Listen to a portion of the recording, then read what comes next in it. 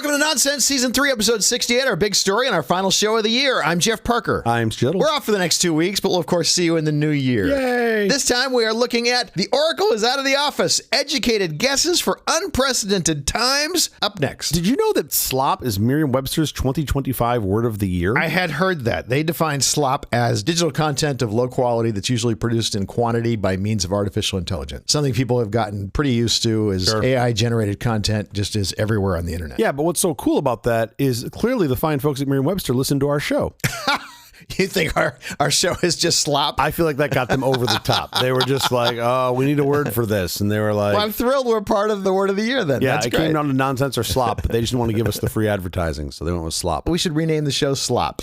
I'm in. Just slop. I mean, we start a new season in a couple weeks. We could just call it slop. Give it a new name. I do think it's important, though, before we go any further in our last show of the year, I have to get like an errata out of sorts from the show earlier this week. I got to get that out of the way. Okay. It's not really an errata, because if we did erratas, we wouldn't have a show. It would just be one errata after another, correcting the previous errata. So you're already errataing your errata. Your errata is not an errata. That's your meta errata. Yes, it is my meta errata. It's really more of a missed opportunity. My children, fortunately, they love to listen to the show still. Yeah. And they're the ones that caught it. It wasn't even me. This episode right now is our 162nd episode, which is amazing and exciting. But what we missed earlier this week was extremely simple. Okay. It was season 3, episode 67. My kids heard you say it and they immediately went 67, 67 in the back seat. And I was like, how did we miss that? How did we miss the 6-7 opportunity? We're looking to get it once a season at best. Because I'm a boomer and you're right behind me. Yeah, I mean, that is really the answer. And I realized that 6-7 is like kind of already jumped the shark, and my job is to help it get there. Push it over. So anyway, my non-errata is we just missed earlier this week the 6-7 joke that was right in front of us, and we could not reach out and grab it. Well, probably for the better. And on that happy thought, New Year's spoiler alert, CJ and I make our probably wrong predictions for 2026. Let's go. Probablemente incorrecto. Oh boy.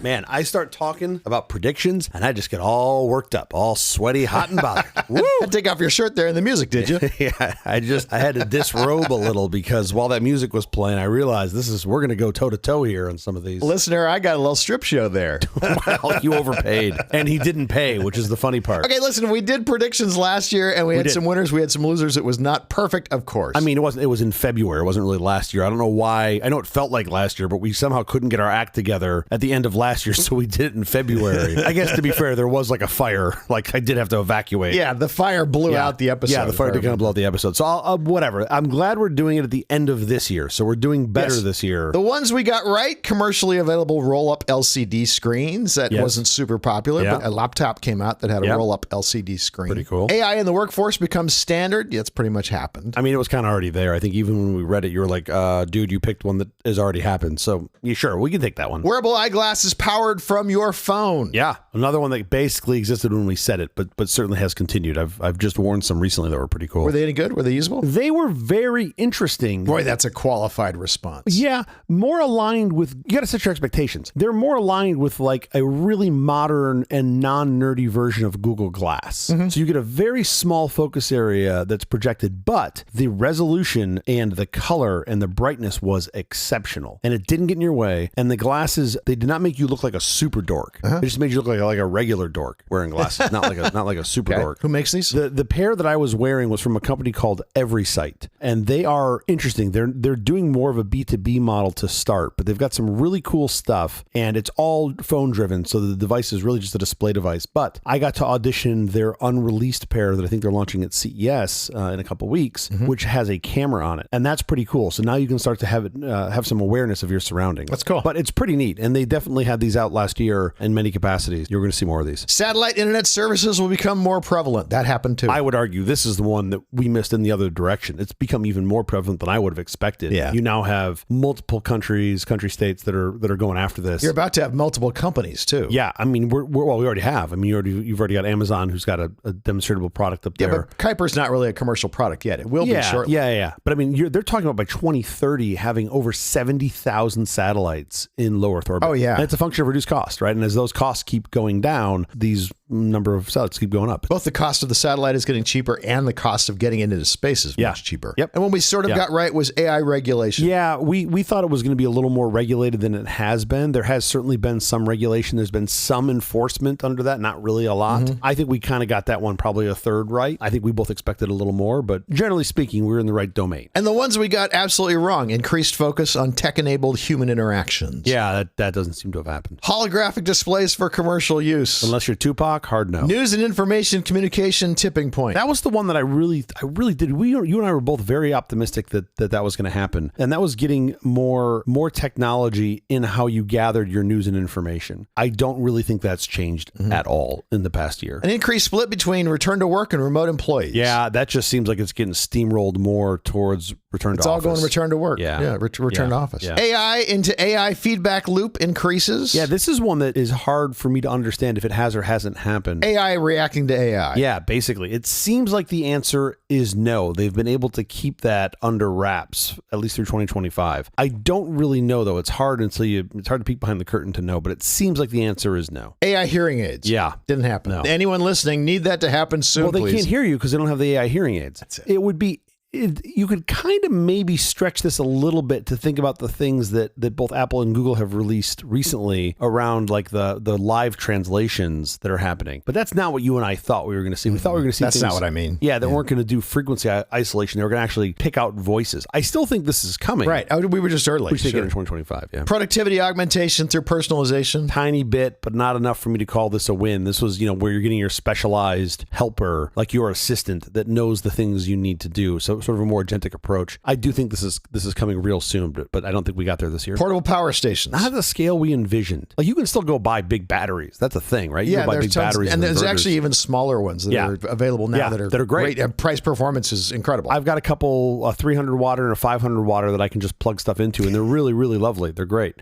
Not the Dynatechs. Those are bound backward. Yes. That's what I was laughing Yeah, at. I figured that's what you're laughing at. Mine literally are 300 and 500 watts. I swear, I didn't just make that up. That's crazy. But I think we were thinking it's kind of a bigger scale. Right now, you can either buy batteries that are like small or big small or giant that hook up to the grid. Oh, you can buy giant. Those are which basically your options. Yeah. I mean, I guess if you've got an EV, some EVs allow you to flow power both ways, and you can use that as a battery for your house. Yeah. But that predated that. So I don't think we've seen this yet. I'm not sure there's going to be a market for it, but we do think it's something that's coming. I had my electrician out to look at putting in batteries so that I would have my refrigerator and freezer smart backup. I guess we figured it all out, and he looked at it and he goes, "Do you really think replacing the contents of your fridge and freezer is more expensive than putting in these batteries?" I mean, it was like, there's just no way this works out. Dump out everything in your fridge and freezer and just start over. It's much cheaper. Come look at my freezer. Well, full of a lot of meat from different countries. Mine is not. My popsicles are easily replaced. And my thrifty ice cream. I think more often than not about one of my freezers taking a dump and then just being so sad for the amount of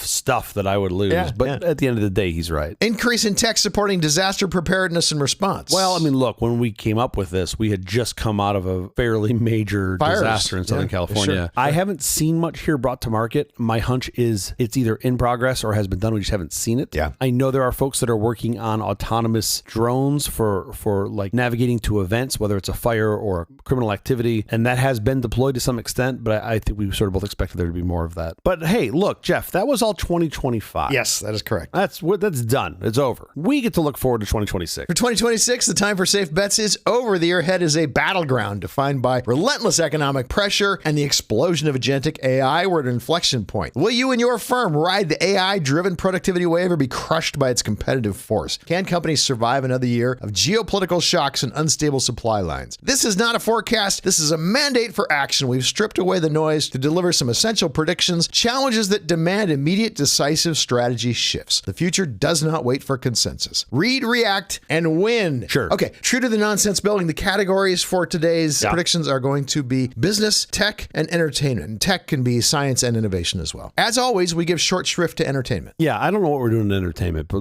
we should just certainly pretend. I'm sure we can masquerade some entertainment predictions. Box office sales will go down.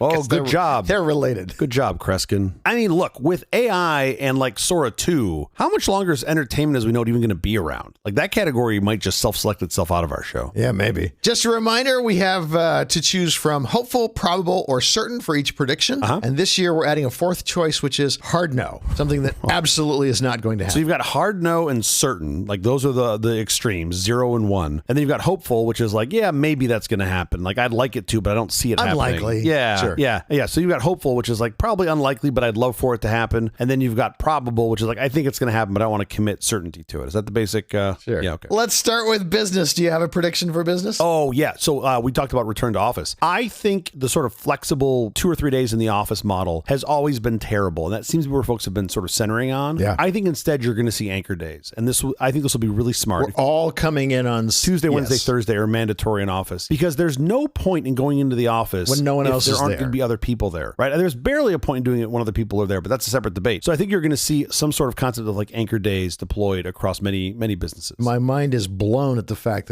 that work from home has not been more acceptable to large corporations. They really have just resisted this tremendously. Yeah, I mean, I like all things. I'm sure some small percentage of people have done a really good job of ruining it for the rest of us. I'm going to say probable because that just makes sense. Yeah, I'm going to go with probably certain on that. I feel pretty confident in that. These things are related, actually. Yeah. But it seems tangentially, but it actually is completely related. Commercial real estate crisis will deepen. Oh, yeah. Commercial real estate defaults accelerate as hybrid work models solidify, forcing some major banks to write down significant portfolio losses in urban centers. Yeah, I'm going to go ahead and call this one certain. The only reason I would not be certain is if they're just dragging their feet to write it down for some reason. They always do. They drag it out as long as they can. I mean, there was this movement around like, hey, we're going to convert all these offices to residential buildings and residential spaces. It's really hard to do. Yeah, and some just can't support it. There's just no way to cost effectively support it. And I think that is the thing I'm more concerned about is they're realizing that is true. Like, so you're going to see stuff, I don't know, 30 cents, 40 cents on the dollar. Like you're going to see stuff go cheap that they're going to have to write down and just move. Yeah. So we already have this, there's a decent number of what I think of as like zombie commercial real estate, like stuff that's just empty and dead. And it's not bad. Drive down Sunset Boulevard. Yeah. Not an unpopular street. You always say location with real estate. Right? Drive down Sunset Boulevard. Yeah. It is almost more empty than full. Yeah, okay. I'm pretty certain about that one. I'm pretty certain about that one too. Your turn. I've got one. I think you're going to see emergence of some sort of what I'm going to call proof of work software. And I think this is going to be to try to fill this glut of knowing if you're, quote, working or not. Yeah. So instead of looking at like keystrokes or some stupid metric like that, oh my gosh, it's going to be some sort of like proof of outcome or deliverable. I think there's a good way to do this and a bad way to do it, but I think you're going to see some emergence of like a standard of this is how we know you've done your thing that gets us a scalar like yes or no, you've worked, quote unquote, for the week. Yeah, those things always strike me as crazy how you try to quantify work other than productivity, other than output of what we actually need you to be doing. Absolutely. I think productivity is the right metric. I think the problem is on some things, productivity is really hard to define. Like if you're bending conduit as an electrician, it's relatively easy to go, well, that looks complex. So we're going to we're going to expect less from you in all these bends over here. But this other thing is easy. I think it's easier to measure productivity. So when you get into some of the knowledge work, that it's just harder to know what that looks like. Yeah. You can spend,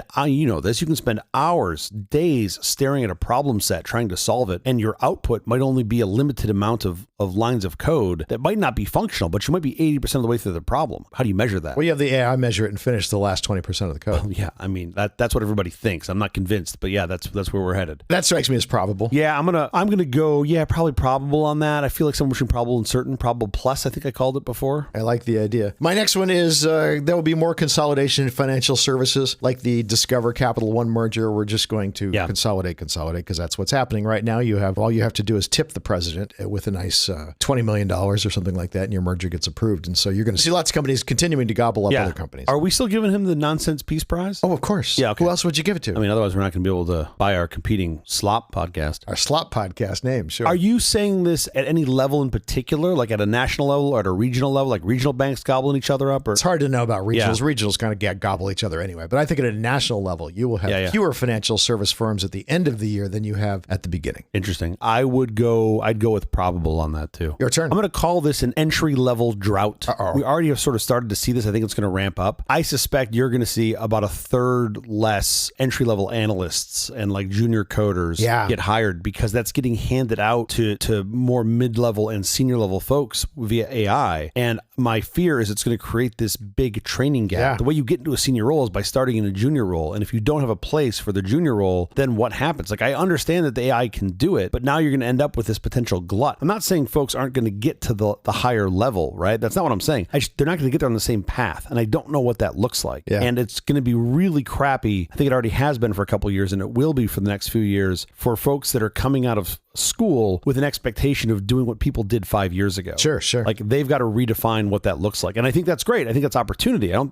not like losing sleep for them. I just think it's an opportunity for them to pivot and do something differently. Not in role, but in approach to getting to that role, if that makes any sense. Nobody graduates college as a senior engineer. Yeah, of course. That just doesn't happen. So let's talk about software, because that's what you and I think the most. Does that mean you see more folks working in like open projects potentially, like a place they can just jump into? That could be a thing. Yeah, it's possible. And you could easily get from a junior coder, I'm out of school, I have no real experience, to a senior level in a couple of years. If you have an aggressive pace in open source projects, as a potential employer, that's really interesting to me. I can see your entire body of work, as opposed to you being a junior at Meta for 2 years. I can't see any of your work. So I'm not sure how this is going to shake out. Yeah, that's interesting. You're going to see less folks getting hired there in those junior roles. I'm going to say that I think it's probable, but I think you're ahead of yourself. I think you're ahead of the timeline's ahead. Yeah, the timeline. I don't think it's going to happen in 2026. The hard part really is ascribing this to time. I'm pretty certain you're going to see in the next couple of years. But it absolutely will you're going happen. to see a lot more of it. I made up a number of a third next year. That's something we can quantify. But who knows? It might be 10%, it might be 40%. Don't know. My next one is major U.S. auto manufacturers will continue to avoid making a low-cost BYD sort of electric car, which will leave a wide opening for a new player. Interesting. You're predicting stasis. You're saying like they're going to keep doing what they've been doing. Right. Yeah. They want margins on things that cost them less money. Yeah, of course. Therefore, they aren't going to come down and make that super cheap Xiaomi car. How do you feel about Slate in that lineup? Do you think of Slate as... Slate's the one I'm thinking right? that can drive right into that hole. Like they're the closest to taking that approach where they've taken a real slim down, starting from nothing, a real slim down, like we're going to build transportation and get rid of all the extra crap. I can see the guys like Slate filling that hole for sure. I agree with you. I would say certain on the big guys, the established players not doing this. So I would go certain on that. And it will hurt them if they miss this opportunity, because it's going to be a big opportunity. Absolutely. You're not shoving that genie back in the bottle. You can make these things for a lot less now. When you see the Xiaomi electric car, and that's like a $42,000 car or whatever it is, and you see how luxurious and what a delightful vehicle this thing is for that price, you go, wow, our car companies are all missing the boat here. I am certain the big and medium-sized guys aren't going to move into this space. You look at someone like Rivian, by the way, who is trying to go down market. They're going down market from the bigger, more expensive vehicle, but nowhere close to what you're talking about. Even their R3, which is years away, is still going to not be one of these things. I think Slate, if and when it finally comes out, will be the ones to step into that gap, and it will change everything. Where were you on this? What was your ranking? I'm not certain of the timing, but I would like to think it will be this year. Yeah, okay. I'm with you on that. Back to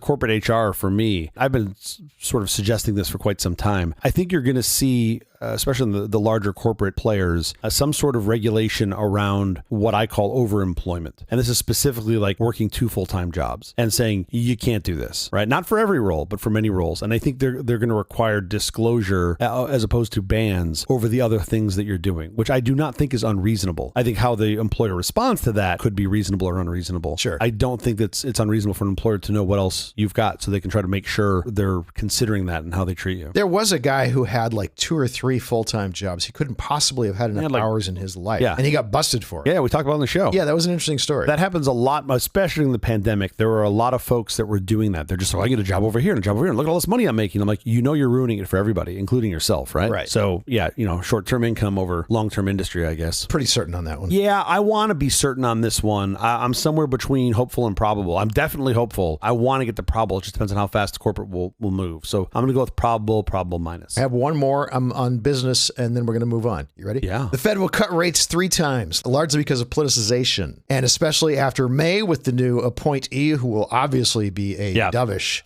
person because of the president's predilections. With easing, employment will fight to stabilize as the rate of inflation increases. Normally, I would say you're nuts to try to predict this. Normally, I would be like, there's no way to really know. Because we don't normally politicize the Fed. Exactly. In this particular example, I'm going to go ahead and give this certain, which is kind of nuts. This is pretty predictable. To say certain on 3 cuts next year. Depends how long Congress takes to prove the new Fed chief. But yes. Of course. I think that's also going to go probably pretty quick. So yeah, I'm going to go ahead and give you certain on that one. That's a good one. That's a really good one. Tech predictions, ready, go. Technology. We're going to talk about technology? It is the show, yes. Okay, I've got an easy one. Let's start with an easy one. I do think you're going to see a move this year from what I'm calling a chatbot interface, right? The LLM. Oh my gosh, that's my exact first one. Okay, go ahead. So let me see. So instead of like telling a chatbot what to do, you're going to have agents that you've picked and already sort of, quote, pre-programmed what to do that are going to just do the things you need them to do. Yeah. You hear the word agentic a lot. It's going to be that. It's going to be these agentic-based workflows. Not for everything, but if you travel a lot to the Southwest because you sell shower rings, you're not going to be asking a chatbot to do it for you. It's going to just do it for you. Yeah. I see that coming in 2026. Mine was a slight variation off of that, which is AI moves from being a chatbot to being a useful assistant. That is to say, it can actually check your account, make sure you have enough money in your pocket account so that you can pay the painter. And if it doesn't transfer more money into your pocket account, fix it for you. And then write the check and give it to the painter. I mean, those kind of tasks, I think, which were promised last year, I think we'll probably actually get them this year. I think we're saying the same thing in that one. I do. Yeah. And I'm pretty certain on that. Again, you have the timing component, but I'm pretty damn certain on that. And I also think maybe end of 2026, beginning of 2027, somewhere in there, we're going to allow AI to be more of a decision maker. What you're saying, where I don't have to tell it I need to book the flight. It just can do that. Yeah, I do think in 26 you will see people and corporations that will give them control, like will give AI control. I do think it'll be the vast minority. But yeah, I do see that. I do see that coming. I'm certain. Where are you at on this? I think there'll be a checkpoint where it actually says, do you want me to book the Southwest flight for 2:30 on Wednesday? And then you'll say yes or no. But it'll figure everything out before you even have to ask it for those. That's the primary agentic rollout that I see next year for sure. But I'm just saying some subset of people are going to click always remember on this and just give it access and go. And that's going to be very interesting. But on the former, what's your confidence on the former? I think it's probable. Yeah, I'm going with certain. My only issue is the timing. Always. I know, it's always the timing. 1 year is a shorter time span than you always think it is. I mean, when you get progress, you kind of get it all at once, but sometimes it's a long time before you get the progress. Yeah. I mean, if you expand it to 2 years, does that get you to certain? Probably. Yeah. Wait. Damn it. Wait, what? What? Probably certain. 100% half full. I have a related prediction on Apple continues to fall behind in AI, instead devoting more resources to advancing its liquid glass. Okay. It doesn't have the fluidity. It doesn't have the viscosity that we need. It's not see-through enough on the interface. After 162 episodes, I know not to take the bait on that. Okay. I have learned. My probability is certain.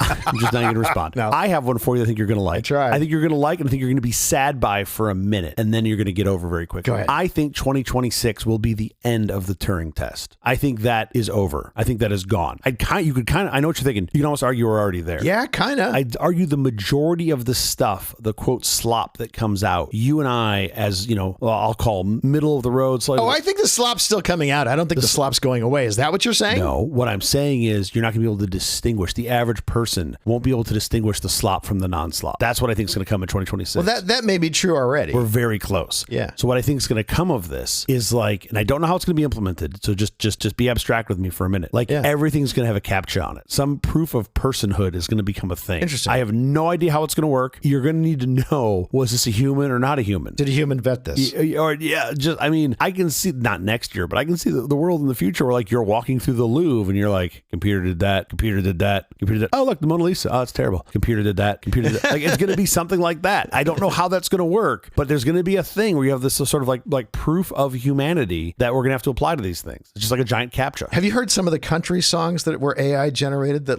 are indistinguishable from country songs you would hear on the radio? Okay, AI has this down. I mean, it's really incredible. So I'm just saying the body of work that's produced by AI from the average person will completely 100% pass the Turing test. And once that happens, there is no going back. So I think the Turing test is dead next year. I think it's specific models not necessarily AI generally, because I think you're still going to get slop from a lot of bad AI models. I think bad AI models aren't going away. Okay, sure. But I think the vast majority of the stuff that's out there will no longer be bad. The only thing that changes that is if you start introducing huge costs. If there's huge cost to that, then people go back to making garbage on the cheap stuff. But I think we're probably going to skim right over that. Now, search will get better for the internet because the AI will get smarter at looking at things and saying, is this legit? Hopefully. Is this actually something worth looking at? Yeah, that's a cat and mouse game. So I think search will get better. But the search entirely basically goes away for the end user, but the AI still does quite a bit of search. Yeah, you still have search. It's just abstracted from the user more, but it's still there. All right, what you got? Apple Apple TV will add Google Cast streaming, but only on Android. Oh, really? Only on Android. Interesting. Oh, this might be my first hard no. I'm going to go with hard no on this one. You could maybe convince me of hopeful. The streaming channel, Apple TV. Yeah. My Android phone will be able to cast to a Google Cast device, Apple TV. And you have Apple TV on your Android device now? I don't, but I could. Okay, well, okay. It exists.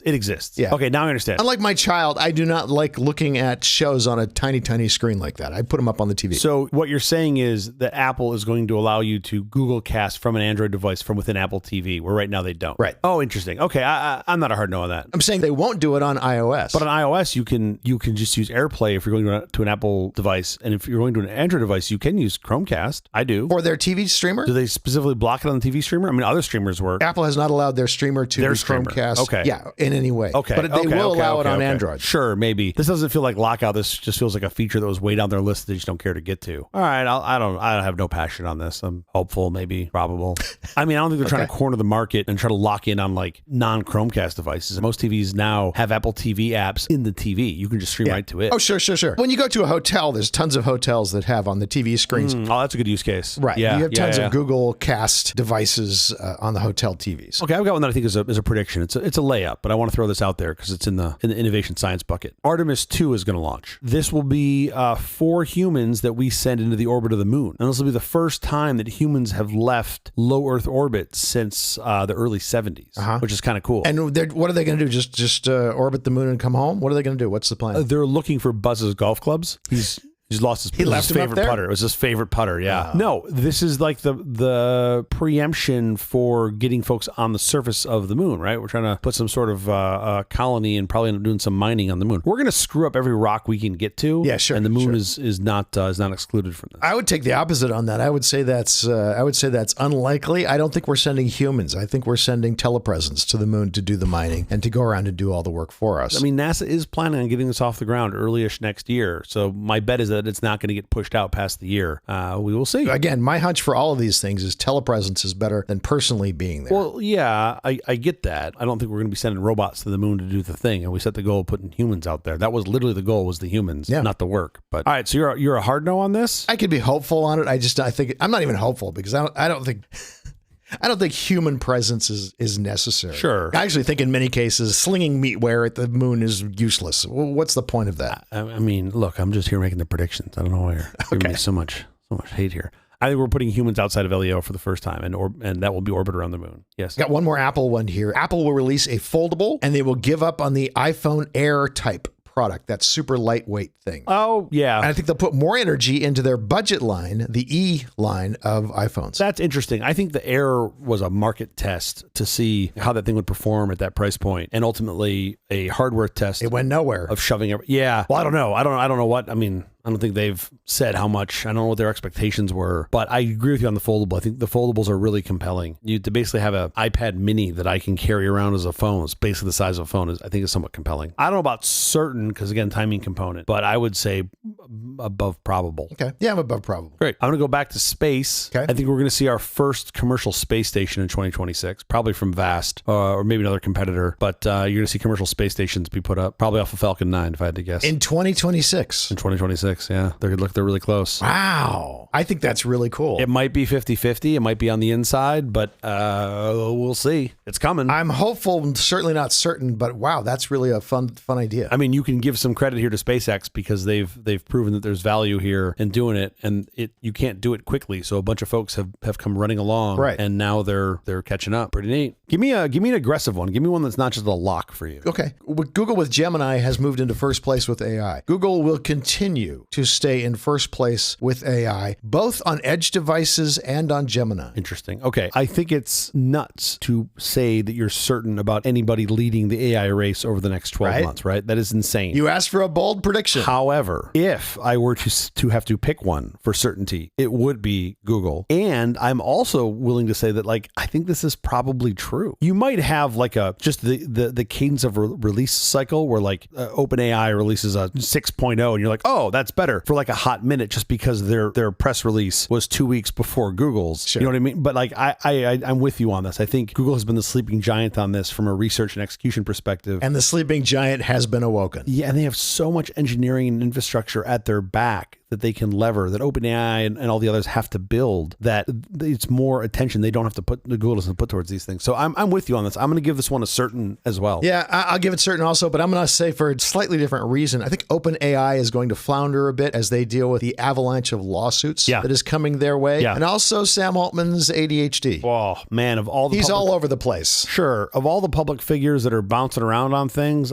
he is far from the top of the list. He's pretty high up there in my book. I don't have that read. I really don't have that read on him. I see a guy who's trying to get a lot of stuff done and navigate a very treacherous minefield of future. And I think he knows that this is you either get all the chips or you get none of the chips. Yeah. And he's aligned towards that. I'm not sure that's even true. But I do think the whole thing starts moving more and more towards edge devices. But that's not in the next. I mean, that's in the next 10 years. If you want to be a frontier lab, how many is the world going to support in N years? Do we need 10? Do we need 5? Do we need 2? I think there will be room for more than 1. But I think the answer is probably like 3. I think that's probably what the answer looks like. You've got to be one of those 3. And if you're not one of those 3, you don't exist. You get gobbled up for bits, or you BK yourself right off stage. So I think that's the approach that they're taking. Not just OpenAI. I think all of the big guys realize they have to do this. That's why they can raise money at such an insane rate, because they're just like, if we don't do this, we're dead. There's no point in raising $10 million. I need $300 million or this thing doesn't exist. No, it's going to be billions and billions of dollars. Hundreds of billions of dollars. Hundreds of billions of dollars. That's right. Much larger. That's right. I think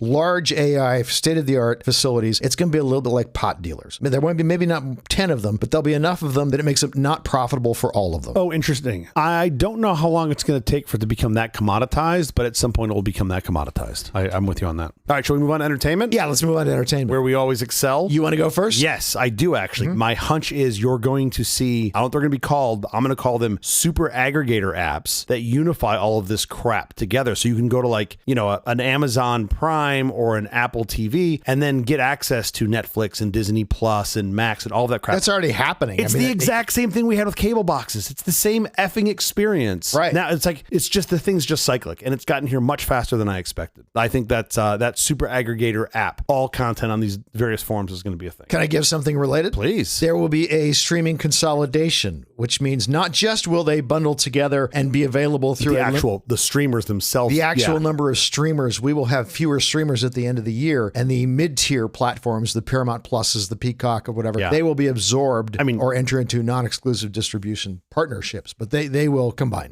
All that will collapse. You're already seeing that now, right? We're already seeing that tip in. Well, that was my first one, was going to be Warner Brothers Discovery goes to. Who's your prediction? I really think iRobot's going to win it.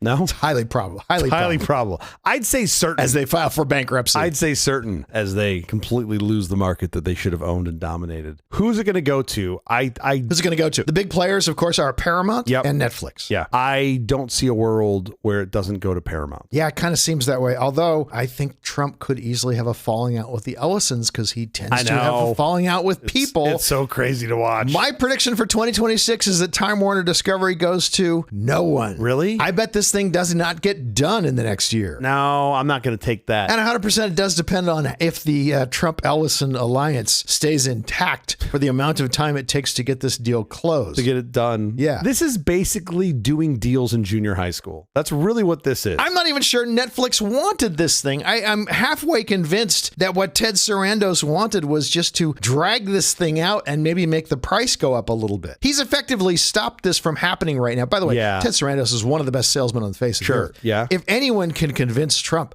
please consider Netflix, keep considering Netflix, and drag it out longer, it's Ted Sarandos. Well, why would he want to do that? Because then he has less competition. He doesn't have the combination of Paramount and Warner Brothers Discovery. It stays in this smaller state. It just stays in limbo for another year or two. Every minute he keeps it in limbo, it's better for him. No, I see that. You still had to write a pretty big check on this bet if there was a breakup. But he doesn't have to write the check for another 2 years if this thing drags out 2 years. If that's how this story ends up going down, if that's what's told when the biography is written, I'll be super impressed because that's a money play to say, hey, we're going to put a couple $2 billion at risk. Oh, for sure. Okay. He also can bet on the fact that over time, eventually Ellison and Trump get into a tiff of some sort. That's the other thing you're banking on with time. Look, there's a lot of time to tell here. Do you have a prediction that I can put a claim against? Deal won't close before the end of 2026. Oh, interesting. Man, that feels like a hard no to me. I don't see I get what you're saying, right? Sure, You've told a very good story. I could totally be wrong. I could completely be wrong. And I have a hard time subscribing hopeful to that. I'm going to just, because it feels like the easy bet is to say hard no. I'm going to take hard no on that one. Okay. What are you saying? I'm hopeful. You're hopeful that it doesn't close? That's funny. I'm not certain. I'm absolutely not certain in any way, shape, or form. They could close this thing next week, but I don't think that's going to happen. That's an and interesting one. I think Ted Sarandos's bet of by time is the right bet. Yeah, no, that part I'm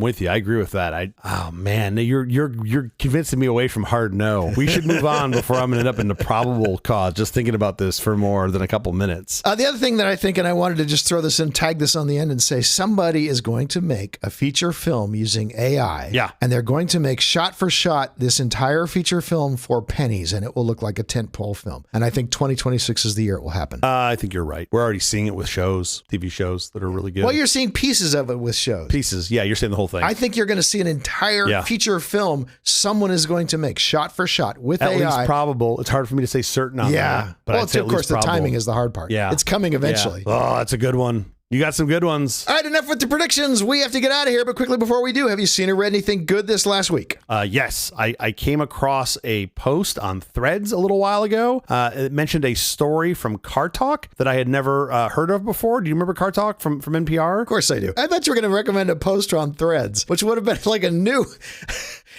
minimal recommendation. Oh, this is a minimal recommendation. Oh my God, it's such a minimal recommendation. A guy wrote 30 words, and I'm going to recommend him to you. That's actually what I'm recommending. No, you're 100% right. No, it was multiple posts, but there's one post in particular you got to start with. No, I am 100% doing that. Kevin wrote this really funny thing. You got to go look at it. Okay, clearly you read my notes. So for those that don't know, Car Talk on NPR was a show where listeners could call in to share problems they were having with their cars. I'm a car guy. I like this. The Car Talk hosts were Tom and Ray Magliozzi. Yeah. These are also known as Click and Clack, the Tappet brothers. Sure. They would diagnose problems. It was a really fun show. Now, these guys both graduated from MIT. Of course. And they were the former owners of a DIY car repair shop near the MIT campus. Like truly the tinkers that just want to fix stuff. And these guys are smart. They're articulate, car savvy. They were funny. And the post that I'm referring to on Threads was written by the flight operations, the guy that ran flight operations at NASA Mission Control in Houston. Okay. And he tells the story from, I think it was 1997, of patching in NASA astronaut John Grunsfeld,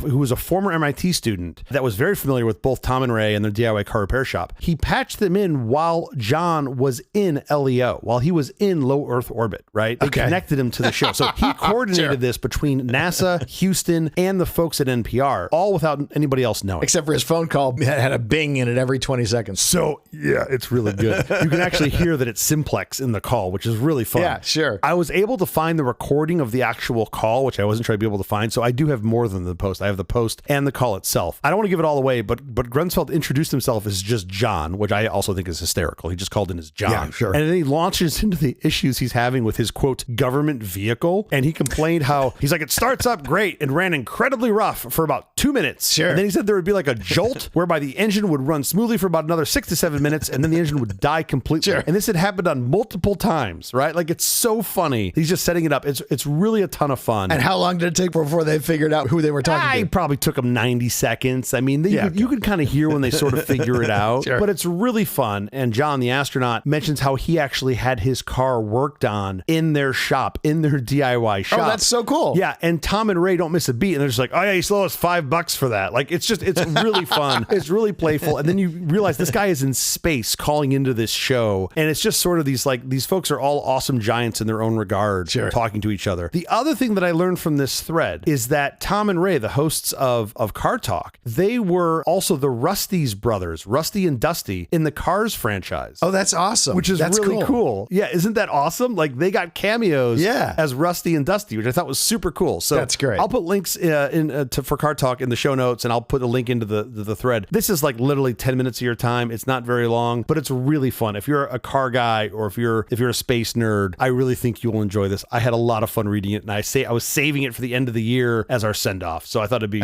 really enjoyable. How about you? What do you have? Mine is a silly little rom-com that I found absolutely delightful in season 1. It is season 2 of Nobody Wants This. The unlikely spark between a hot rabbi and a Shiksa podcast host wasn't just a fluke, it was a revelation. Following a cliffhanger ending, Nobody Wants This returns for a second season to explore whether Joanne and Noah's magnetic chemistry can survive the weight of real-world expectations. More of a sharp, self-deprecating wit and agonizingly romantic tension that made season 1 a viral sensation, with the supporting cast cast, bringing even more chaotic energy and family drama. This season proves that while nobody might want the complications, everybody wants this couple to win. And the supporting cast is ridiculous. So good. You have told me about the show off the air on numerous times. I need to go watch this. I will do this over the break. Do yourself a giant favor and don't look up the creator of the show and her sister's podcast. Oh. And I say that because... As good as ours? No, I say that because if you find out anything about her real life, you'll have a lot of hints as to where the show is going. Ah, okay. Central tension point of the whole thing is, can the rabbi and the shiksa make it work? Got it. There's built-in conflict there. Sure. The longer you keep that conflict alive, the more you have the show going. As long as Addie and David don't sleep together, you've got a show. So as long as the hot rabbi and the shiksa can't get together, you've got a show. So, oh, that's awesome. But in real life, you know the answer if you follow Aaron Foster. Anyway, check it out. Netflix. Nobody wants this. I will absolutely do that. That is the episode. Thank you for joining us for all this nonsense. A truly terrible podcast from our awful company. Visit on the web at nonsense.productions. I'm Stu. I'm Jeff Parker. If you like this program, please follow, download, subscribe, and like at Apple Podcasts, YouTube Music, Amazon Music, AntennaPod, iHeartRadio, Spotify, my favorite Overcast, or wherever you may get your podcasts from. Nonsense Studios are guarded by Barkley the dog. Barkley's a rescue mutt, free and open source. Next time you're tempted to buy an inbred dog or purebred dog, don't. Get a Barkley instead. You'll be so glad you did. Oh, Barkley. We'll be here every Tuesday and Thursday mornings for more nonsense, except for the next 2 weeks that we have off, but then we'll be back in 2026 to watch all of our predictions come true. Or not.